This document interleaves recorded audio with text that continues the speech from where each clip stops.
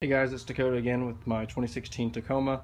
Just going to give you guys a quick video, hopefully it's helpful, about how I opened and baked the 2016s. I haven't seen any retrofit or videos like that for the 16s yet, though I'm sure they are to come, and I don't know of any aftermarket ones you can do. Like I said in my previous video, the SR comes with all chrome headlights, opposed to some of the other models that have LED strips and are almost blacked out looking from the factory.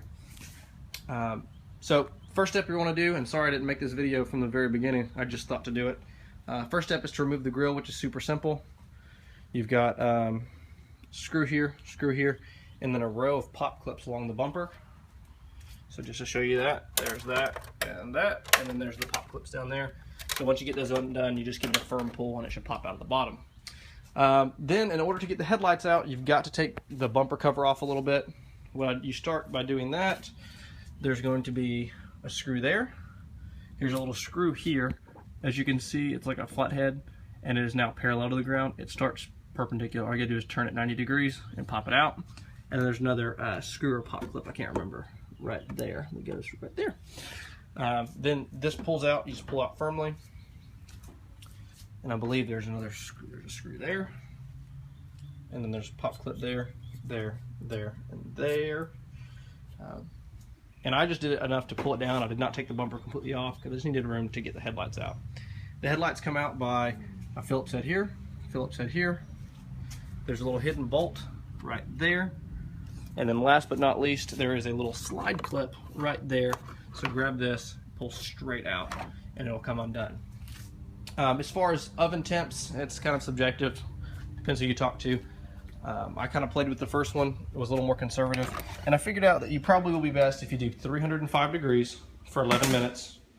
I put it on a wooden chopping block, and I put it all the way to the very bottom.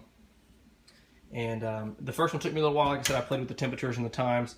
If at any time the glue starts to get cold and you're not being able to pull it open, I just did 2 more minutes and would kind of play with it. In order to get this thing apart, you're going to have a screw there, and there. I grabbed a hold of the biggest protruding black part, which is here, and there's going to be a little clear lip here, and I used a flathead screwdriver just to pull it apart, and then once I got my fingers in there, just work it all the way around. Once you get it apart, it'll look a little bit like this, and there's going to be some more screws. There's going to be one here, here, and there's 1, 2, 3, so I think I missed one of those.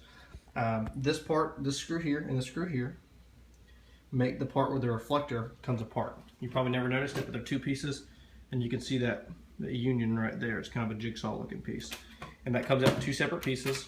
And there also is this little clear grate that sits in here as well. I suppose you can paint that. I've done a couple now. I've used any brand, doesn't matter, just as long as it's a black paint or whatever color paint you want to paint it. Made for plastics, because you can't, really scuff up this chrome. So this is about what it's turned out to be. Just did a few coats, let it dry for some time. I put the reflector back in and closed it back up.